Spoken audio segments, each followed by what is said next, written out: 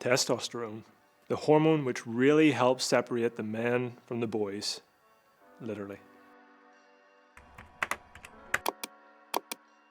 Hi, I'm Wright, an accredited nutritionist, and I specialize in helping people all across the world achieve their goals without any silly fad diets.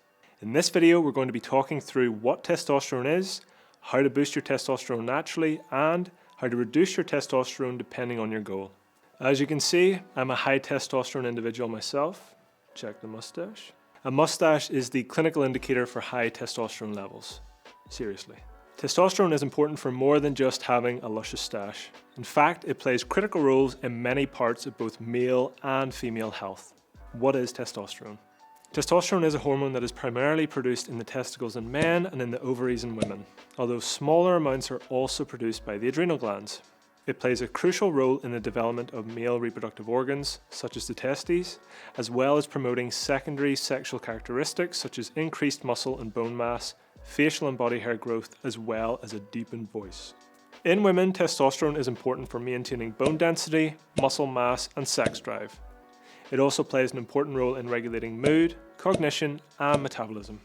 Now, generally speaking, high testosterone tends to work positively in men, but negatively in women. Too much testosterone can increase the risk of developing acne, male pattern hair growth, deepening of the voice, increased aggressiveness, irregular periods, and an increased risk of developing infertility.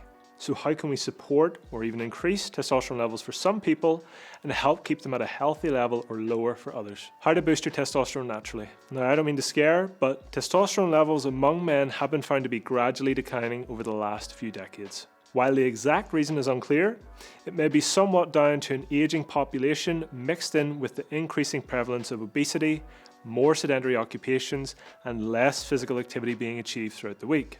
So, how can we combat the decline, support our testosterone levels, and even help to further boost them? Start with movement. Regular exercise, especially strength training and high-intensity interval training, or HIIT, can increase testosterone levels. After that, you'll want to focus on your sleep. Poor sleep can lead to a decrease in testosterone levels, so it is important to get adequate rest.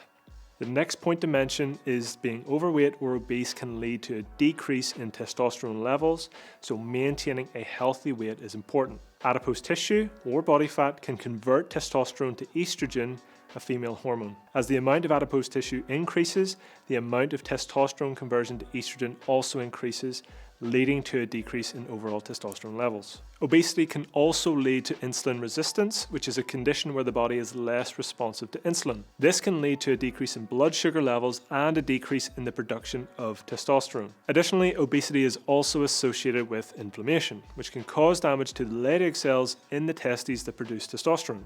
Inflammation can also lead to an increase in the production of cortisol, a stress hormone that can further decrease testosterone levels. The last point to highlight on obesity and weight gain is the relationship between this change in health and the observed reduction in physical activity. If you're moving less, testosterone levels will tend to decline. Another factor in promoting testosterone levels, which is somewhat in close proximity with the weight management point, is eating a healthy, balanced diet. A diet that is high in protein, healthy fats, and low in processed foods and sugar can help to support and boost testosterone levels. There are also specific dietary vitamins and minerals that help support testosterone levels, of which the most popular are magnesium, zinc, and vitamin D. A final point on this, and often a forgotten one, is that you have to manage your stress as best you possibly can. Stress can lead to a decrease in testosterone levels, so it is important to find ways to manage stress, such as through planned downtime, relaxation techniques like box breathing, or possibly even with supplementation of the likes of magnesium or ashwagandha. How to reduce testosterone levels. Now I have delivered everyone who wants to be sporting mustaches in the next few weeks with the excellent advice, it's time to lend my expertise to the people who want to reduce their testosterone. The good news is that reducing testosterone levels in women is typically only necessary when they have abnormally high levels of this hormone. This is a condition known as hirsutism. It is important to reiterate that testosterone is an important hormone for women and plays a crucial role in your health and well-being. Therefore, reducing testosterone levels should only be done under the guidance of a healthcare provider and/or for specific medical reasons, so I'll not be giving out any general advice on lowering testosterone as it may not be necessary.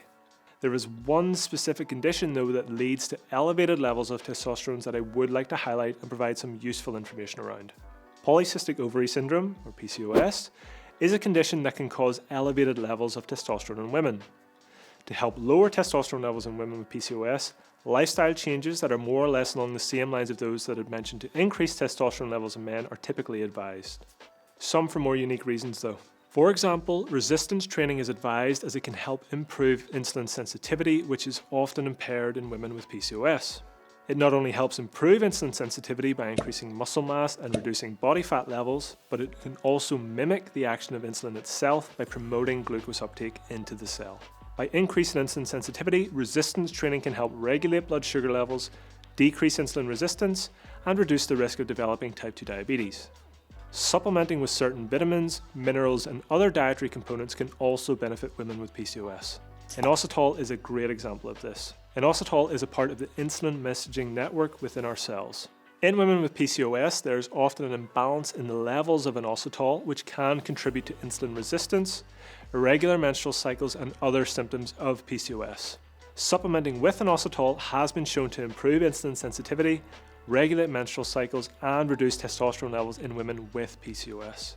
In summary, testosterone is an incredibly important hormone for human health. While men may generally benefit from increased testosterone levels, women will generally benefit from lower testosterone levels. Give some of the tips discussed in the video a go and let us know how you get on in the comments section below. Don't forget to like this video and subscribe to the Myprotein YouTube channel for more helpful content, and be sure to keep asking questions so we can keep providing you with more evidence-based nutrition answers.